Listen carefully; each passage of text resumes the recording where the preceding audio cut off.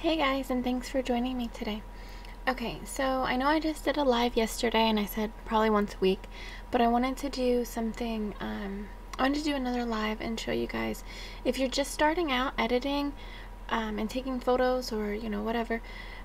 If you do use Photoshop, I don't do tutorials for any other programs because I don't use any other programs such as Lightroom or GIMP or any of those other programs. But in Photoshop, there are two super easy, I guess, kind of actions or adjustments that you can do to completely change your photos. It's very easy to learn, especially if you're just beginning or even if you are trying to change up your editing style or anything. It's curves adjustments and levels adjustments. I use curves and levels in just about all of my photos. And it's so easy to learn to do. Okay, so this picture, I guess I took it, I don't know, a few months ago when it was a little warmer, and it's obviously not perfect. This is just my son kind of in our, like the side of our yard, and there's a house over here and whatever this stuff is. So aside from doing all of those kind of fixes to the image, pretty much I'm just going to use curves and levels. So I'm going to use my, I guess I'll use my clone stamp tool, just because these will bother me if I don't do it. So I'm going to click Alt, left click, and just, I guess I'm going to raise my opacity first.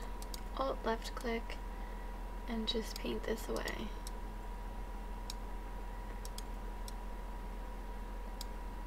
And I don't want to get that same thing in there.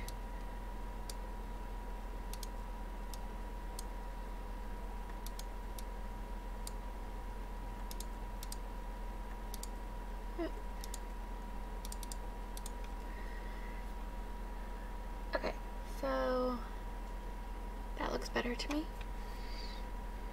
Yeah, so now we're ready to do our curves and levels. Right here in your adjustment layers, this little circle, click on it and go to curves, and this will pop up. And pretty much for this image I don't want to brighten anything at the moment, so I'm going to bring this down.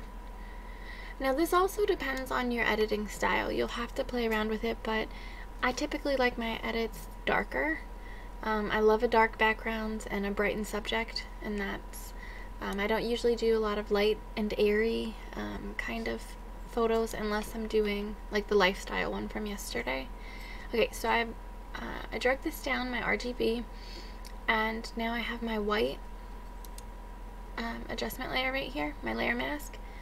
I'm going to come over here to my brush, click on that.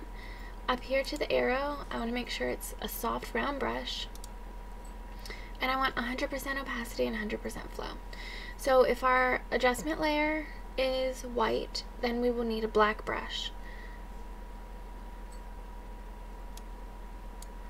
And we're just going to paint this on,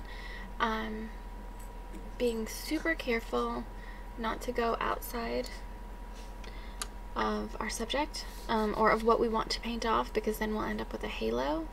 It's like a light sort of coloring around and around our subject, and be super careful about the legs, where it touches the grass, like where his legs touch the grass or anything else, because arms and legs are thin and sometimes we can go fast and just kind of do this. And then this is what I mean by halo. So now we have this extra green line around his leg. So if we wanted to get rid of that, you just click these arrows and it will turn it back to white, so we paint it back on, because we definitely don't want to see that. Okay, I'm gonna finish this, and it doesn't have to be perfect. I mean, for this image. If it's for a client, then I would say yes, try hard to make it look, you know, as best as possible. But that's going to be my image for now. And for me, I think I darkened it a little too much, so I'm just going to lighten that up. Okay, I'm going to click on my background layer, click on my adjustment layers, and do another curves adjustment. Now, he naturally has a very light complexion. Out of my two kids, he's the pale one. So I just want to warm his skin up a little bit, and the overall image as well. So I'm going to go to my RGB up here after I've selected my curves adjustment, and I'm going to click on red. And for the red, I just want to grab this middle and bring it up a little bit. Then I'm going to click on this again, the drop down, and I'm going to select blue. I'm going to grab the middle and bring it down a little bit. And that warms up the image. I don't know if you can tell my before and after. So it's now a little warmer. So for this one, I'm going to click on here and then click invert. And I want to select a white brush because now my adjustment layer is black. Same soft round brush, 100% opacity and flow. And I just want to paint this on him.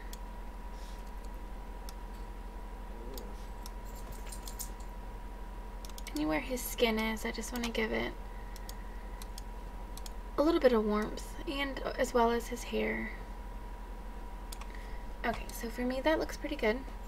I'm going to click on my background layer again, click down here on my adjustment layers, and I want to do a levels adjustment. I'm going to click on my levels, kind of bring this up a little bit. It gives the image a little bit of a hazy effect. So now I want to select my black brush, oh sorry, and same thing, 100% opacity and flow. Actually no, we're not doing the same thing. I'm gonna bring it down to about 40% opacity, and I just want to brush that off of him, especially his face. I do like the haziness, but I don't want it on him. I want him to stand out.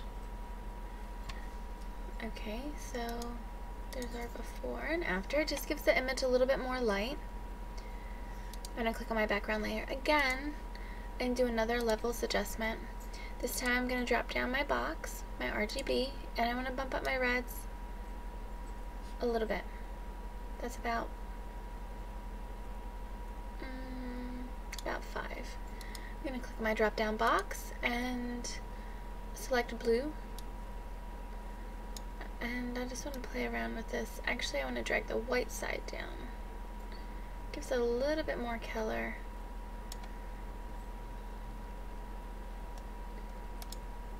Okay, so there's our before and after. And already, let's take a snapshot and check out our before. So this is our straight out of camera image. And this is our edited version. So, as you can tell, sorry, my puppies are playing. Max, come here. Lay down. Sorry. They were growling and playing, and all you hear is jingle jingle and growls. It's okay. So, oh, this is what we were doing. Our before. So this is what the image looked like before. And I mean, as you can tell, the clone stamp helped tremendously for this distraction in the background. But aside from that, you can also tell that the image is warmer and our subject is brighter and our background is darker. So already that gives us tonal separation. It separates our backgrounds from the subject and it makes them pop. So in this you can tell everything's about the same color and it looks the same as far as the brightness, and now we've just warmed it up and made it look a lot better in my opinion. So I just wanted to show you guys we did 4 adjustment layers here and we've changed our image drastically. So I mean, not drastically, but we've changed it a lot. So I hope you guys have learned something from this, and just let me know if you want to see any other tutorials or anything in particular you would like to learn. But I guess that's it for today, and I will talk to you guys next time. Thank you. Bye.